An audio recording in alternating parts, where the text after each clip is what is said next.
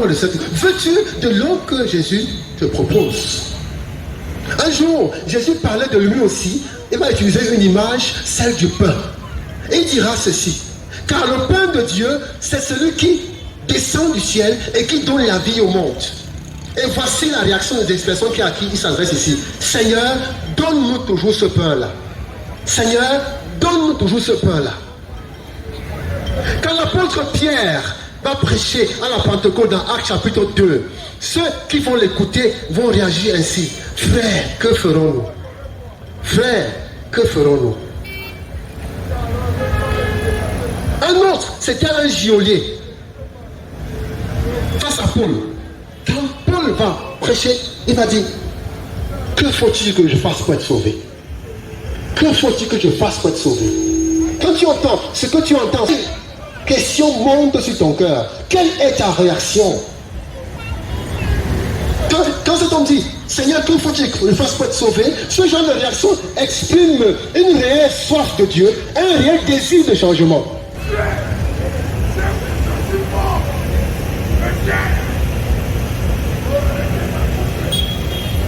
À la requête de Jésus, à la requête de la femme qui veut boire de cette eau, nous lisons la suite. Jésus n'a pas dit, ok, voici l'eau. Il n'a pas dit, viens boire. Qu'est-ce que Jésus va dire? Il va lui dire une chose, il va lui répondre, et sa réponse est assez curieuse. Soyons attentifs. Il dit, va, lui dit-il, appelle ton mari et amène-le ici. La femme répondit, je n'ai pas de mari. Jésus lui dit, tu as bien fait de dire, je n'ai pas de mari, car tu as eu 5 maris. Et celui que tu as maintenant n'est pas ton mari. En cela, tu as dit vrai. Sur quel terrain, où est-ce que Jésus veut l'amener là en ce moment? Qu'est-ce que Jésus veut lui dire? Elle veut boire de cette eau. Laquelle eau? On l'a dit, c'est lui-même, c'est le Saint-Esprit.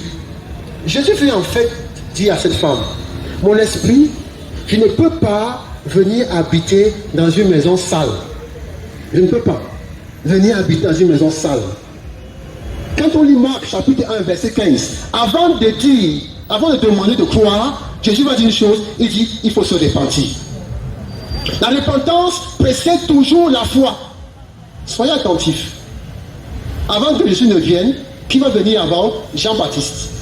Jean-Baptiste prêchait quoi? Jean-Baptiste prêchait quoi? La repentance. Donc avant Jésus, il y a Jean-Baptiste. Dans Acte 3, avant de parler de se convertir, Pierre va dire une chose, il dit repentez-vous.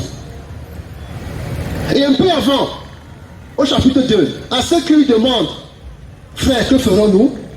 L'apôtre Pierre va répondre ceci, repentez-vous, et que chacun de vous soit baptisé.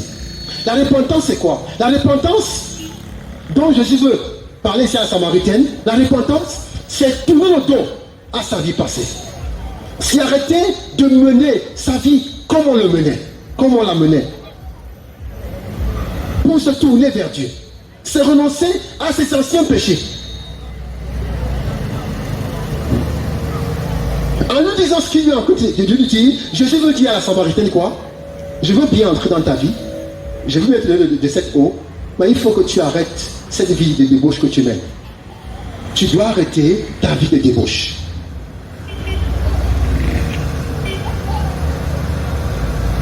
Tu dois arrêter ces choses que tu fais. Et toi qui m'écoutes ce soir, qu'est-ce que tu dois arrêter? À quoi tu dois de quoi tu dois te détourner? Tu dois tourner le dos à quoi avant que Jésus vienne entrer dans ta vie? Est-ce le mensonge? Est-ce le vol?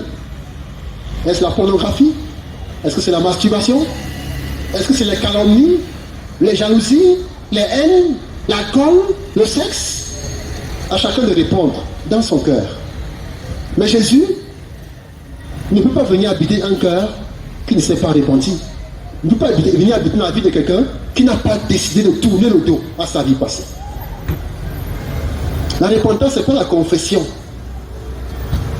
Parce que souvent, les gens se confessent. Ce n'est pas la confession. La repentance contient l'idée d'abandonner, de ne plus recommencer. Quand tu te clépends, tu peux dire, avant j'étais comme ça, maintenant je suis comme ça. Quand on a écouté Christelle, elle peut dire, avant, voilà ce que je faisais. Désormais, voilà ce que je suis devenu. C'est ça la repentance. La repentance marque un avant et un après. Entre ce que tu étais et ce que tu es devenu, il y a la repentance. Et il y a Jésus que tu as reçu dans ta vie. Jésus ici fait comprendre à la Samaritaine que je veux te donner de cette eau vive.